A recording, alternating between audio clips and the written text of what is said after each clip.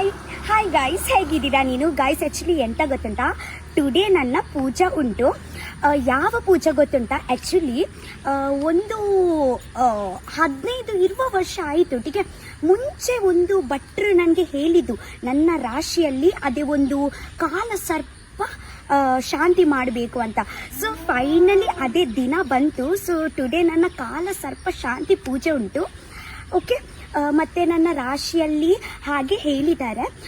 ಎಂತ ಗೊತ್ತುಂಟಾ, ಆ್ಯಕ್ಚುಲಿ ಯಾವ ಕೆಲಸ ನಾನು ಮಾಡ್ತೀನಿ ಅಲ್ವಾ, ಯಾವ ಕೆಲಸ ಆಗಲಿ, ಸ್ಟಡೀಸ್ ಆಗಲಿ, ಯಾವ ಒಂದು ಪ್ರಾಪರ್ಟಿ ಪರ್ಚೇಸ್ ಆಗಲಿ, ಯಾವ ಕೆಲಸ ನಾನು ಮಾಡ್ತೀನಿ ಅಲ್ವಾ, ಎಲ್ಲ 70-80% ಸ್ಟಾಪ್ ಆಗುತ್ತೆ.